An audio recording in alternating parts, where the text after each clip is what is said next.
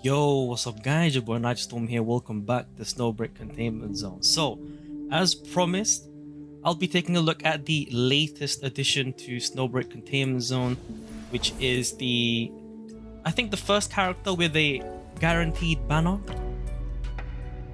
Siris Ksana. So this is 5-star Siris alongside her weapon.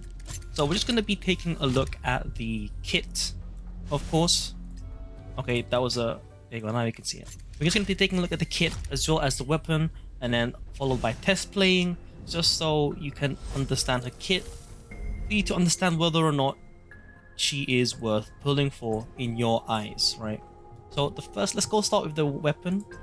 5-star crowned flail, thermal damage, 8 ammo capacity, 3-second reload. Now, you don't really need to actually shoot with this character from what I've initially read, but let's go take a look at this. Increase attack by 15% and HP by 15%. For every 0.1 seconds, the equipped operative is charging their standard skill, gains 1 stack of Aureate Dynasty for half a second, gains 2 stacks when charging their ultimate skill instead. Each stack of Aureate Dynasty creates the equipping operative's thermal damage 1.8% up to 20 stacks. So 36% at 20 stacks. And then if you have it at 2 dupes, it'll be 25% to attack and HP, and 60% up to 60% thermal damage at the second dupe. So you're essentially nearly doubling your stat boost, and nearly doubling your thermal damage with a lot of HP. Now there's a lot of HP from the weapon, so let's see how her kit is like. So her first skill is Serenity Rush, 4-second cooldown, 1s energy cost. That is the cheapest I've ever seen, and the cooldown is, I think, the fastest I've seen. The damage is based on her max HP, but the damage is attack and HP. Interesting. Okay, now the majority of the damage is from the shatter damage, so you want both attack and HP for maximum damage. But in any case, creates a screen of spirit in front of her and sprints with the force field, decreasing damage from frontal attacks and anti-interruption. Dodging will remove it early and end the sprint after being active a certain duration. So after you hold it for enough time, the E will start flashing, and then you can press it again. Oh, I see. 5s energy each second. I see. And decrease the duration required to enhance. Okay. When the screen hits a target, she gains 1 resilience. After you press it again, it will shatter the screen, dealing the thermal damage up to 5 enemies. Okay, and then you gain 25. Okay, so she works around resilience with a max initial limit of 200. Can get rejuvenation effect, probably related for another skill. And then the neural skills. Okay, so shooting will help a bit, but I don't think you'll need to do that much. When a screen of harmony shatters and hits a target, resets the cooldown of Serenity Rush. For every 1 target hit, you restore 5s energy. Yeah, look at that. So you basically can spam it as long as you have a lot of enemies, and you can just spam the skill. Now the support skill is your classic, does a bit of damage, and you get a shield. Keep in mind the cooldown is double the shield duration, right? But other than that, it's pretty respectable, as in protection, but no offensive capability, no offensive buffing. Now the ultimate, 15 U energy cost. That is the cheapest, well, outside of the magician Tessa, right? this is the lowest U energy for the cooldown that it has. This is very low cooldown, 30 seconds. Freezes time, charge or attack, consumes up to 100 resilience. And then for every 1%, for every 1 resilience consumed, the damage increases by 0.9%, the final damage. Again, using attack and HP. So that makes sense. Can lock onto targets 5 times. So 5 times on one enemy, 1 time for each target if there are 5 enemies or more in front of you. Okay. Each subsequent light pagoda on them. Oh, I see. So it'll deal less damage for every subsequent light pagoda, but it cannot go below 25. So it'll be like 100% light pagoda charge, then 50%, and then 25, 25, 25. That is still really good, right? So that's 225% on one target. And then for the neural skills, ooh, you see that? Deals damage by any other means other than her ultimate skill. Decrease the cooldown by 0.3 seconds. So when you're rushing through enemies, I feel like you're going to be decreasing that cooldown really quickly. And then when Cycle of Inversion is used, resets the cooldown of the standard skill support skill and replenishes full ammo. Ain't no way. That is actually really fun. Okay. Manifestation. Well, before we do manifestation, let's take a look at the what do you call it? Oh, operative trial. We're gonna take a look at the, I forgot the name, but you'll see in a bit. There you go. Oh, it doesn't actually say. But this is basically her passive. Apologies. Oh, Deiwos Alignment. There you go. When resilience is increased or decreased to 20, Siris gains 1 stack of rejuvenation. What? I think that means increased or decreased by 20. And then you gain 1 stack of rejuvenation. Increases Siris attack by 2%. Extra 0.5 for every 100 alignment. Max 20 stacks. With every 1 stack automatically consumed every 5 seconds. You can easily stack this up, but this is basically free damage. Now let's take a look at manifestations. So the first dupe automatically restores 2 resilience each second and increases Cycle of Inversion's resilience consumption limit to 120. So you can have max 200, right? You can have max 200, but the ult only uses up to 100. So the first dupe makes it so you can consume 120. When consuming 120 for the second dupe, it gains an additional 4 stacks of rejuvenation. So this will be for your Deiwos Alignment. You get even more attack.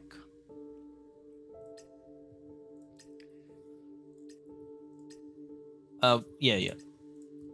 The third dupe, when Siris has 5 or more stacks of rejuvenation, increase her thermal damage by 20%. Again, more damage. So as you can see, she is basically pure damage dealer with a little bit of support from the support skill, giving you a shield, but no offensive support.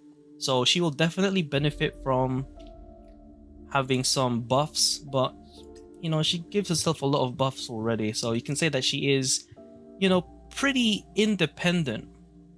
This is just a level up of the ultimate skill. And then the last dupe, when using the ult, when using the ult, the final damage provided by the Tide of Light increases to 1% for every 1 resilience consumed. So the last dupe is very minor, but it does add up, right? Now the reason why I say it's minor is because it goes up by 0.9%. So a 0.1% increase means that at 100 resilience, it's a 10% extra boost. But at 120, that is a not much boost actually, but maybe like 12% boost in total, which is okay. So in my opinion, the worth manifestations are up to the 4th one. But if you want to be efficient with this, then I would probably say just the first one. Second one is beneficial. Third one beneficial. First one very nice. So you can just go stay at 1 manifestation. Go up to 3, 4 if you really want to invest, and then 5 is not too worth it. All right. Now that we've covered every single thing, I believe that the weapon will definitely help her a lot. But let's take a look at the 4-star weapon from the event. So the 4-star weapon is called Scarabei. So if you take a look at, oh, wrong one. If you take a look at the weapons, Scarabei. Alright, I found it. Increases max HP by 12% and thermal damage by 12%. For every 5,000 max HP, increases thermal damage by additional 1% up to 6%. And then at max, which will be getting easily, 20% max HP, thermal damage 20%. And then, okay, additional 1% thermal damage up to 10% for every 5,000 max HP the equipping operative has. So the free-to-play weapon is very nice, to be honest. Like, technically the only difference is that the 5-star weapon gives you more stats, 50% max HP at max level 80, and then this one also gives you attack, right? And also it has higher base attack because it's a 5-star, and you also get lots of free thermal damage on top of that. Now, do you need the weapon? Obviously, if you're planning on investing on her, having the 5-star weapon would be nice. However, the 4-star I believe will do enough for its job, but you might as well go for it. I mean, it's a guarantee banner on both. I mean, why not? Now, let's take a look at some test playing. Operative trial. Now, what I'm going to be showing here, I think there's 2 ways of using her, and I'm going to be showing it right here. The reason why there's 2 ways is because I feel like, due to how her cooldown works and the way that her kit works, she can be used in 2 different scenarios. So the first usage is her being a main DPS, and the perfect scenario for her would be against multiple enemies. Hold on, let me just fix the volume just in case it's too loud. Objective complete. Got the recording. All right. So, holding E. Oh, I can't actually. Oh, okay. I have to move around like that. So I can spam it, but my E running out. I press it again and it explodes. And then I can shoot. Again. Okay, so against heavier enemies, you can't really you can't really, you know, group them up. But if it's smaller enemies, you can definitely group them all together. And then the ult.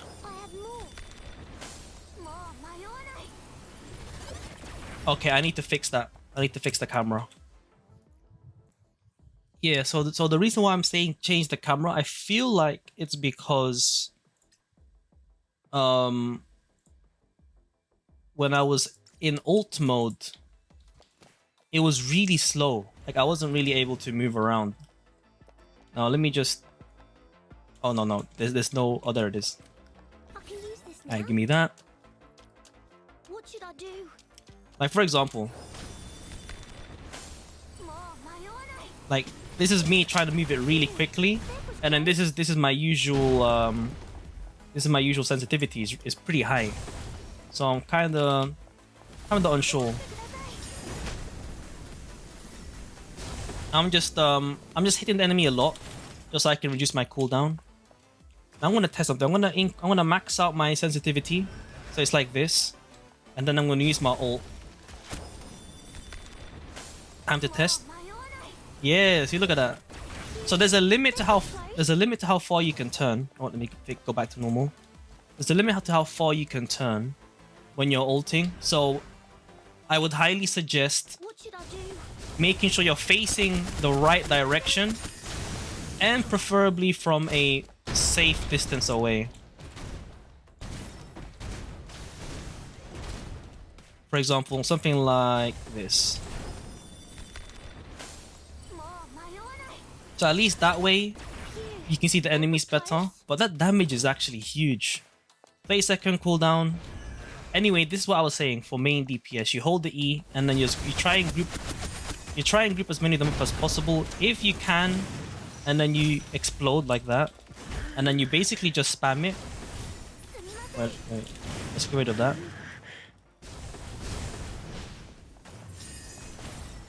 And then just keep spamming it until you can ult, and then after you ult, all your ammo comes back. Just shoot all 5, and then you go in, and then, you know, repeat. Now, my second idea, suggestion for using her is be using her as a sub DPS, right? Now, it's kind of hard to show it here, but we'll do it like this. So let's get out of here first. So what you do, you go in with her, use the skill, and then you ult, right? And then after you're done, you switch, use support skill if you want, and then dealing some damage, right? Something like that to your main DPS, right? Not 4-star Chenxing. And then once you think it's ready, you will come back to her, you do the E, right? And then you ult. You know what I mean? So this allows you to have more DPS during the downtime by having someone that has a better consistent DPS whilst you're waiting for Siris's ult to cool down, right? Now obviously you want her to stay on the field to cool down faster, but against single target scenarios, I feel like you're better off using someone else whilst you're waiting for the ult. Now hopefully that gameplay was useful, because there are 2 different ways of using her in my opinion. So my overall thoughts on her, she is actually honestly pretty fun. She is definitely pretty fun. Let me just double check something. Okay, never mind, I actually can't check. But yeah, she is definitely fun. The fact that her cooldown on her ult is really low also costs literally nothing. She can be used in tandem with a lot of support characters as well. Namely, Tess would be a nice support to use with, right? That's one. Because her ult costs 0. Now obviously she'll consume everything, and she also gives a shield, so might not be as good of a support as I thought, but I could see using her alongside Katya, mainly because of her consistent DPS, right? And then alongside a support, I could use Mox. No, Mox is not a good match for her. Acacia, I would say, is a good matchup, kind of, because she'll group up the enemies. It'll help assist in that sense, at least with grouping. But outside of that, I'm just mainly suggesting like main DPS. So you can even use her alongside, let's say, Haru, if you have her alongside Chenxing, and then your third character would be a support. Unfortunately, I wasn't here last patch or the patch before. But yeah, you know, it is what it is. But yeah, something like that, right? For single target bosses. But for game modes such as such as Underground Purge. She would be a nice addition here for one of the teams because of her mobbing and holding E spam, as well as being able to target multiple enemies with her ultimate. The low cost as well. So she is definitely fun to play. I'm actually going to consider pulling for her. I just really haven't decided yet. But yeah, hopefully this video was helpful. It is a bit lengthy. I really wanted to go deep into this like I usually do before. If you have any more questions in regards to 5-star Siris or anything to do with Snowbreak Containment Zone or anything in general, do let me know in the comments below.